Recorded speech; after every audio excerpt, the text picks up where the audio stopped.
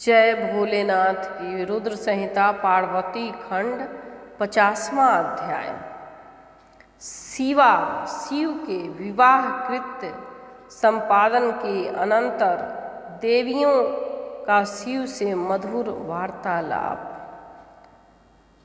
ब्रह्मा जी बोले, हे नारद, तदनंतर मैंने शिव जी के आज्ञा से मुनियों के साथ परम प्रीति से शिवा शिव के विवाह के शेष कृत्यों को संपादन किया।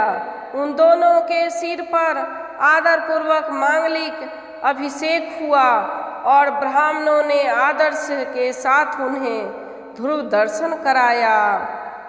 हे विपेंद्र, उसके बाद हृदय लभ्यन का कर्म तथा बड़े महोत्सव के साथ स्वती वाचन हुआ। ब्राह्मणों की आज्ञा से शंभु ने शिवा की मांग में सिंदूर लगाया। उस समय गिरजा अत्यंत अद्वित अवर्णीय रूपवती हो गई। तत्पश्चात ब्राह्मणों की आज्ञा से दोनों एक आसन पर विराजमान हुए और भक्तों के चित्त को आनंद देने वाली अपूर्व शोभा से संपन्न हो गए। हे मुने, तदंतर अद्वित लीला करने वाले उन दोनों ने अपने स्थान पर आकार मेरी आज्ञा से प्रसन्नता पूर्वक संस्रव प्राशन किया। इस प्रकार विवाह यज्ञ के विधिवत संपन्न हो जाने पर प्रभु शिव ने मुझ लोककर्ता ब्रह्मा को पूर्ण पात्र का दान किया। तत्पश्चात शिव जी ने आचार्य को विधि पूर्वक गोदान दिया तथा मंगल प्रदान करने वाले जो अन्य महादान हैं उन्हें भी बड़े प्रेम से दिया। उसके बाद उन्होंने बहुत से ब्राह्मणों को अलग अलग 100 स्वर्ण मुद्राएं, करोड़ों रत्न तथा अनेक प्रकार के द्रव्य दिए। उस समय सभी देवगण एवं अन्य चराचर जीव हृदय से अत्यंत प्रसन्न हुए और जोर जोर से जय ध्वनि होने लगी।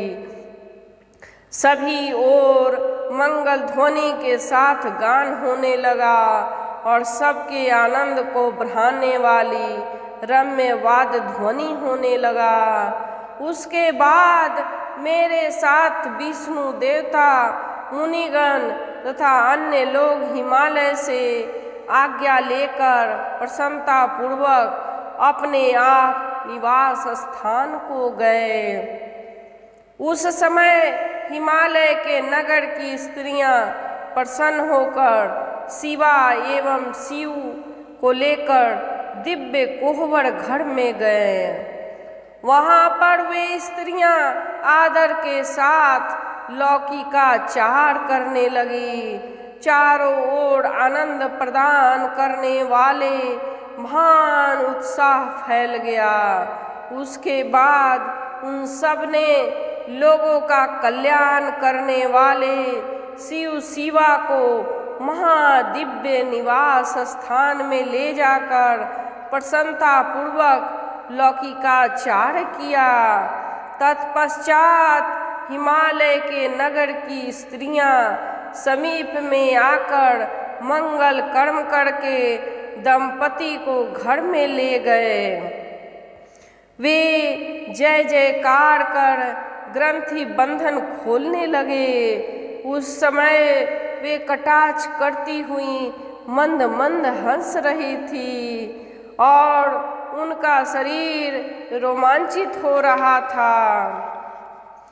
वे श्रेष्ठ स्त्रियां वासगृह में प्रवेश करते ही मोहित हो गईं और सुंदर रूप तथा भेष वाले संपूर्ण लावण्य युक्त नवीन यौवन से परिपूर्ण कामनियों के चित्त को मोहित करने वाले मंद मंद मुस्कान युक्त प्रसन्न मुख मंडल वाले कटाक्ष युक्त अत्यंत सुंदर, अत्यंत सूक्ष्म वस्त्र धारण किए हुए और अनेक रत्नों से विभूषित परमेश्वर को देखती हुई अपने अपने भाग्य की प्रशंसा करने लगी।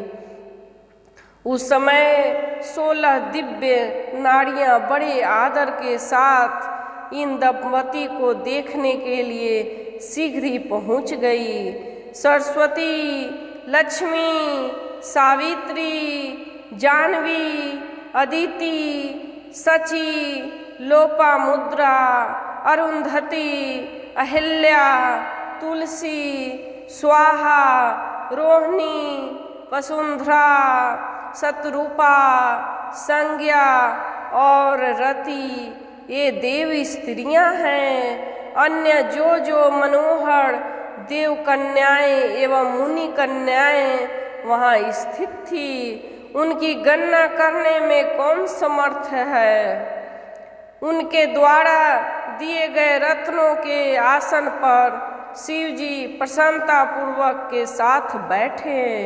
इसके बाद सब देवियां क्रम से मंद मंद हंसती हुई उनसे मधुर वचन कहने लगी। सरस्वती बोली, हे महादेव, आप प्राणों से भी अधिक प्यारी सती देवी आपको प्राप्त हो गई हैं। हे कामुक, इनके चंद्रमा के समान आभा वाले प्रिय मुख को प्रसन्नता पूर्वक देखकर आप संताप को त्याग दीजिए।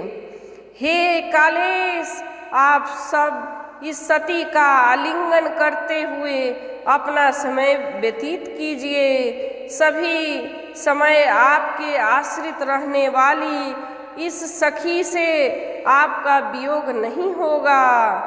लक्ष्मी बोली, हे देवेश, अब लज्जा का त्याग कर सती को अपने वक्ष स्थल में स्थित कीजिए। जिसके बिना आपके प्राण निकल रहे हैं उसके प्रति कौन सी लज्जा। सावित्री बोली, हे शंभु, सती को भोजन कराकर आप भी शीघ्र भोजन कीजिए। किसी बात का खेद मत कीजिए और आचमन करके सती को आदर से कपूर मिश्रित तांबुल दीजिए। जानवी बोली, अब इस स्वर्ण कांति वाली पार्वती के केशों को पकड़कर संवारिए, क्योंकि कामनी स्त्रियां का इससे बढ़कर और कोई पति से प्राप्त होने वाले सौभाग्य सुख नहीं होता। अदिति बोली, हे शिवे, आप भोजन के पश्चात मुख शुद्ध करने के लिए शंभु को अति प्रेम से जल प्रदान कीजिए, क्योंकि दंपति का परस्पर प्रेम सर्वथा दुर्लभ है। सची बोली, जिसके लिए आप मोहवश विलाप करते करते दर दर भटक रहे थे, उस शिवा को वक्ष स्थल पर धारण कीजिए। उस प्रिया के प्रति आपको लज्जा क्यों। लोपामुद्रा बोली, हे शंकर, भोजन करके आप वासगृह में जाइए, यह स्त्रियों का व्यवहार है। आप शिवा को तांबुल देकर शयन कीजिए। अरुंधति बोली, हे शिव, मैना आपके निमित्त पार्वती को देना नहीं चाहती थी, किंतु मेरे बहुत समझाने पर उन्होंने पार्वती को देना स्वीकार किया। अब आप इनसे अधिक प्रेम कीजिए। अहिल्या बोली, अब आप वृद्धावस्था को छोड़कर पूर्ण युवा हो जाइए, जिससे कन्या देने वाली इस मैना को पुत्री दान से संतुष्टि प्राप्त हो जाए। तुलसी बोली, हे प्रभु, आपके पूर्व काल में सती का त्याग किया, इसके बाद कामदेव को जलाया। अब आपने पार्वती को प्राप्त करने के लिए हिमालय के घर वशिष्ठ कैसे भेजा। तुलसी बोली, हे प्रभु, आपने पूर्व काल में सती का त्याग किया, उसके बाद कामदेव को जलाया, अब आपने पार्वती को प्राप्त करने के लिए हिमालय के घर वशिष्ठ को कैसे भेजा। स्वाहा बोली, हे महादेव, अब आप स्त्रियों के वचन में स्थिर हो जाइए, क्योंकि विवाह में स्त्रियों की प्रगल्भता एक व्यवहार होता है। रोहिणी बोली, हे काम शास्त्र विशारद, अब आप पार्वती की कामना पूर्ण कीजिए। आप स्वयं कामी हैं, अतः कामनी के काम सागर को पार कीजिए। वसुंधरा बोली, हे भावज्ञ, आप कामर्थ स्त्रियों के भाव को जानते हैं। हे शंभु, स्त्री आपके स्वामी की ईश्वर भाव से निरंतर सेवा करती है। वह पति के अतिरिक्त अपनी किसी भी वस्तु की रक्षा करना नहीं चाहती। शत्रुपा बोली, भूख से तड़पता हुआ व्यक्ति दिव्य सुख का भोग किए बिना संतुष्ट नहीं होता। अतः हे शंभु, जिससे स्त्री को संतुष्टि हो, आपको वही करना उचित है। संज्ञा बोली, हे सखी, रत्न दीपक जलाकर एकांत में पलंग बिछाकर और उस पर तांबूल रखकर परम प्रीति से शीघ्रता पूर्वक शिवा के साथ शिव को स्थापित करो। ब्रह्मा जी बोले, स्त्रियों के वे वचन सुनकर निर्विकार एवं महान योगियों के गुरु भगवान शंकर जी उनसे स्वयं कहने लगे। शंकर जी बोले, हे देवियों, मेरे समीप इस प्रकार के वचन को आप लोग न बोलें। आप सब पतिव्रताएं एवं जगत की माताएं हैं, फिर पुत्र के विषय में इस प्रकार की चपलता क्यों।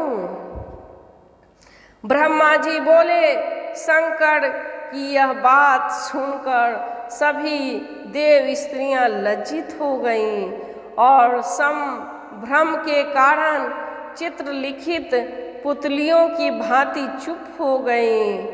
तदंतर मिष्टान ग्रहण कर आचमन कर प्रसन्नचित महेश ने पार्वती के साथ कपूर युक्त पान का सेवन किया। जय भोलेनाथ की 50वां अध्याय पार्वती खंड समाप्त। जो भी ये अध्याय सुनता है उसका पति सुख परम सौभाग्यवती होता है। जय भोलेनाथ की, जय भोलेनाथ।